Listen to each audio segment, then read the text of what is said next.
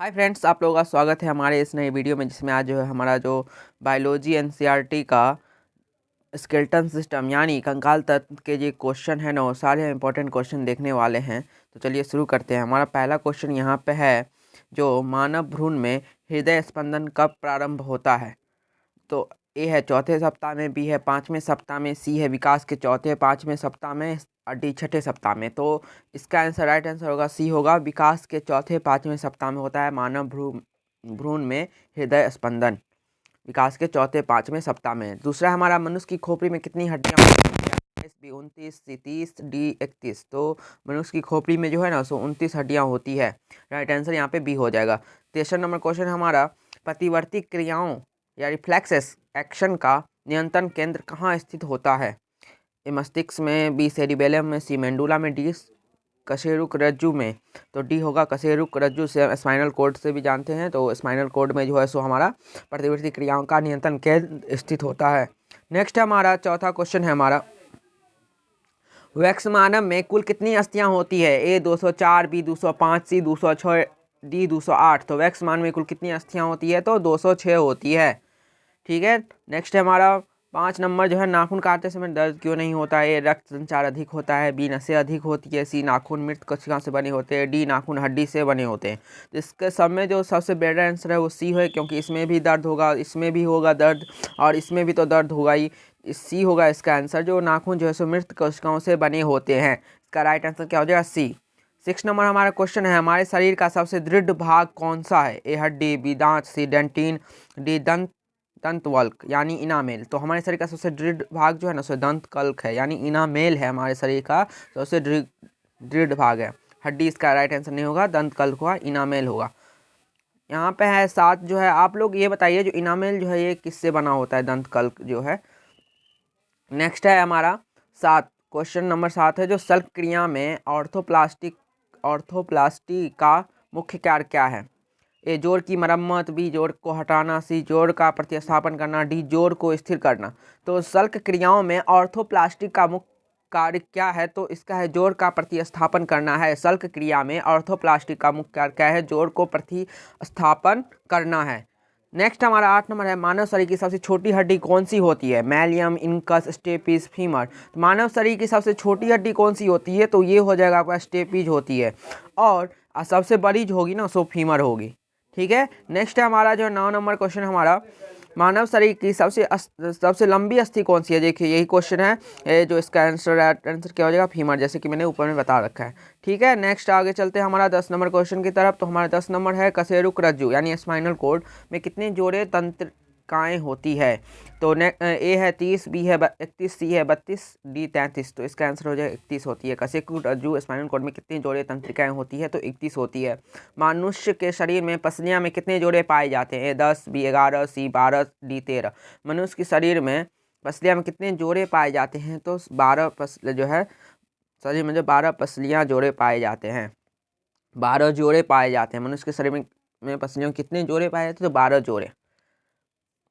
Next हमारा, मानव शरीर में डिम्बवाही नली का क्या कार्य है। फैलोपियन ट्यूब का क्या कार्य होता है। डिम्ब बनाना, बी शुक्राणु बनाना, सी शुक्राणु और डिम्ब का निषेचन करना, डी भ्रूण का विकास करना। तो इसका क्या होगा, राइट आंसर सी हो जाएगा। मानव शरीर में डिम्बवाही नली का क्या कार्य है, तो शुक्राणु और डिम्ब का निषेचन करना है। इसका राइट आंसर क्या हो जाएगा, फैलोपियन ट्यूब का क्या कार्य है, शुक्राणु और डिम्ब का निषेचन करना है।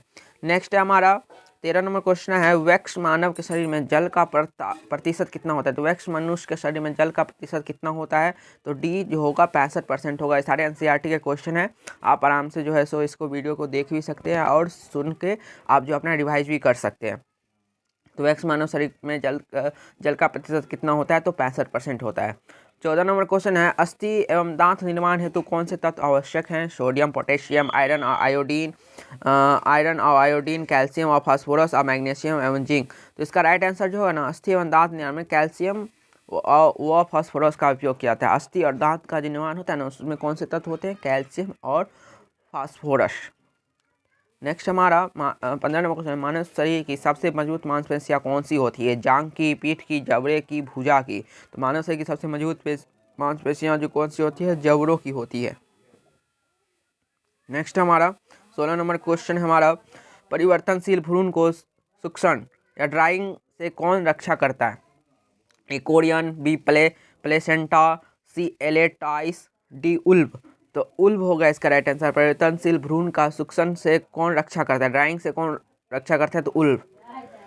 नेक्स्ट है हमारा 17 नंबर क्वेश्चन है, मानव के जीवन काल में कितने दांत 2 बार विकसित होते हैं? ए 18, बी 20, सी 28, डी 32। तो 20 दांत जो है ना सो 2 बार होते हैं। 20 दांत मानव के जीवन काल में कितने दांत 2 बार विकसित होते हैं? तो 20। इसका राइट आंसर 20 हो जाएगा। 18 नंबर क्वेश्चन है, मानव शरीर की सबसे बड़ी गुहा कौन सी है?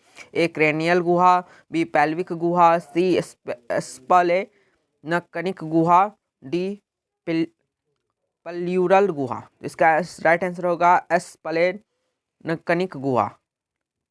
इसका राइट आंसर ये हो जाएगा। हमारे से सबसे बड़ी गुहा कौन सी है? कनिक गुहा है। उसके बाद नेक्स्ट हमारा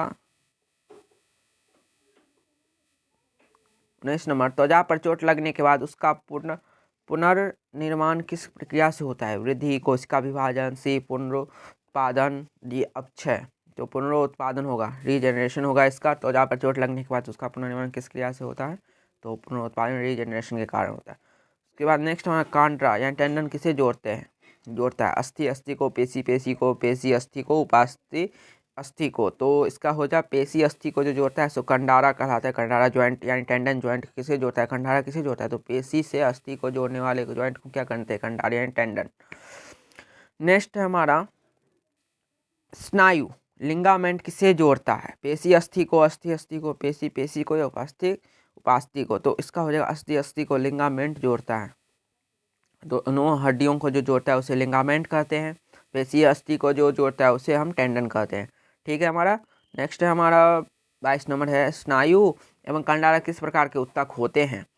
तो पेशीय उत्तक, उपकला उत्तक, तंत्रिका उत्तक, संयोजिक उत्तक। तो इसका राइट आंसर हो जाएगा संयोजिक उत्तक, डी। स्नायु एवं कंडारा किस प्रकार के उत्तक हैं? तो संयोजिक उत्तक हैं।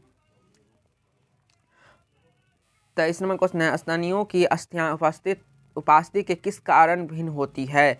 कैल्शियम कारण है, हैवर्शियन नलिकाएं, या सी प्रोटीन, या डी जल। तो इसका होगा हैवर्शियन नलिकाएं के कारण भिन्न होती है। नेक्स्ट हमारा 24 नंबर क्वेश्चन है, अस्थि का मैट्रिक्स किस प्रोटीन से बना होता है? केरोटीन से, मायोसिन से, ओसिन से, या एल्बुमिन से। तो इसका आंसर हो जाएगा ओसिन से। अस्थि का मैट्रिक्स किस प्रोटीन से बनता है? तो ओसिन प्रोटीन से बना जाता है। नेक्स्ट है हमारा 25 नंबर क्वेश्चन है, अस्थियों को कठोर बनाने वाले प्रमुख लवण कौन से हैं? सोडियम व पोटेशियम, कैल्शियम व मैग्नीशियम फॉस्फेट, या आयरन फॉस्फेट। तो इसका राइट आंसर हो जाएगा हमारे यहाँ पे सी, कैल्शियम और मैग्नीशियम फॉस्फेट जो है अस्थियों को कठोर बनाने के लिए प्रमुख लवण हैं। कैल्शियम और मैग्नीशियम। कैल्शियम फॉस्फोरस तत्व से जो है हमारा दांत और हड्डियों का अस्थियों का निर्माण होता है। नेक्स्ट हमारा लसिका, लिम्फ में कौन से कण अनुपस्थित होते हैं? लसिका में कौन से कण अनुपस्थित होते हैं? श्वेत रक्त कण, प्लेटलेट, लाल रक्त कण, या लिम्फोसाइट। तो लाल रक्त कण जो है सो लसिका में जो होते हैं सो अनुपस्थित। लाल रक्त कण नहीं होते हैं लिम्फ में, लसिका में। नेक्स्ट हमारा 27 नंबर क्वेश्चन, त्वचा, बाल, नाखून, सींग एवं खूर किस प्रोटीन से बनी होती है? ओसिन, कोलेजन, केरोटीन, मायोसिन। तो केरोटीन प्रोटीन से बने होते हैं त्वचा, बाल, नाखून, सींग एवं खूर केरोटीन प्रोटीन से बने होते हैं। नेक्स्ट हमारा केराटिन प्रोटीन से वो बने होते हैं। नेक्स्ट हमारा 28 क्वेश्चन है, अस्थियों में कौन सा प्रोटीन पाया जाता है? Keratin, ossein, actin, albumin. तो ओसिन प्रोटीन जो है सो हमारा अस्थियों में कौन सा प्रोटीन पाया जाता है? अस्थियों में, हड्डियों में जो है हमारा ओसिन प्रोटीन पाया जाता है। नेक्स्ट हमारा 29 नंबर है, अस्थियों में मुख्यतः कौन से अकार्बनिक पदार्थ पाए जाते हैं? अस्थियों में मुख्यतः कौन से अकार्बनिक पदार्थ? तो calcium carbonate, calcium phosphate, calcium magnesium phosphate, sodium chloride. तो जो जिससे बनेगा देखो कैल्शियम और मैग्नीशियम फॉस्फेट जो है सो पाया जाता है। नेक्स्ट हमारा 30 नंबर क्वेश्चन है, मज्जा गुहा, मैरो कैविटी का निर्माण कौन सी कोशिकाएं करती है? ऑस्टियोब्लास्ट, ऑस्टियोक्लास्ट, या ऑस्टियोसाइट, या कॉन्ड्रोसाइट। इसका होगा ऑस्टियोक्लास्ट जो होता है। मज्जा गुहा का निर्माण कौन सी कोशिकाएं करती है? तो ऑस्टियोक्लास्ट करता है। नेक्स्ट हमारा 31 नंबर क्वेश्चन है, अस्थियों का निर्माण किस उत्तक से होता है? पेशीय उत्तक, उपकला उत्तक, तंत्रिका उत्तक, संयोजिक उत्तक। तो अस्थियों का निर्माण जो होता है ना सो संयोजिक उत्तक के कारण होता है। संयोजिक उत्तक, अस्थियों का निर्माण किस उत्तक से होता है? तो संयोजिक उत्तक से होता है, डी। ये अस्थियों का निर्माण जो है संयोजिक उत्तक, जो लिंगामेंट जो है होता है या कंडारा, वो भी सभी क्या कहलाते हैं? संयोजिक उत्तक ही कहलाते हैं। अस्थियों का निर्माण किस उत्तक से होता है? तो संयोजिक उत्तक से ही होता है, डी। नेक्स्ट हमारा वो सारे जोड़ने वाले हैं, जैसे लिगामेंट जॉइंट होता है, कंडारा जॉइंट जो है वो सारे जो है संयोजक ऊतक ही हैं। अस्थियों का निर्माण किस ऊतक से होता है, तो संयोजक ऊतक से ही होता है। नेक्स्ट हमारा शिशु में कुल कितनी अस्थियां जो है सो पाई जाती है। ए 206, बी 250 या 250, या सी 300, या डी 350। तो उत्तर सी होगा इसका, 300 हड्डियाँ पाई जाती है। शिशु में कुल कितनी अस्थियाँ पाई जाती है, तो 300। 33 नंबर है, मानव शरीर के किस अंग में सबसे अधिक अस्थियाँ होती है। पैर, हाथ, रीढ़, खोपड़ी, या इसका जो हो जाएगा राइट आंसर हो जाएगा वो होगा हाथ में। मानव शरीर की किस अंग में सबसे अधिक अस्थियाँ होती है, तो हाथ में जो है ना सबसे अधिक अस्थियाँ होती हैं हड्डियाँ। नेक्स्ट है हमारा 34 नंबर, हमारी खोपड़ी की अस्थियाँ किस प्रकार की संधि द्वारा जुड़ी होती है। तो खोपड़ी की अस्थियाँ जो होती है ना किस प्रकार की संधि द्वारा जुड़ी होती है, तो चल संधि, अचल, काज या धुरी। तो इसका होगा अचल संधि द्वारा जो होती है सो खोपड़ी की अस्थियाँ जो होती है सो जुड़ी होती है। खोपड़ी की अस्थियाँ किस संधि द्वारा जुड़ी होती है, अचल संधि। नेक्स्ट है हमारा, मनुष्य के कंकाल में काज संधि के उदाहरण किसमें मिलता है। हिंग जॉइंट यानी काज संधि का उदाहरण किसमें मिलता है, तो कंधा में, घुटना में, अल्ना एवं ह्यूमरस या फीमर एंड पेल्विस में। तो इसका राइट आंसर हो जाएगा जो मनुष्य में कंकाल काज संधि जो है उदाहरण जो है इसका सी होगा। अल्ना और ह्यूमरस में जो है ना इसका जो होता है काज संधि का उदाहरण मिलता है। तो हमारा जो आज के जो स्केलेटन सिस्टम यानी जो कंकाल तंत्र के जो एनसीईआरटी वाले क्वेश्चन थे वो सारे समाप्त होते हैं। अगर आपको वीडियो अच्छा लगा हो तो लाइक करिएगा, चैनल पर नए हो तो चैनल को सब्सक्राइब करिए। बाय, स्टे ट्यून, फिर मिलेंगे नेक्स्ट वीडियो में। बाय।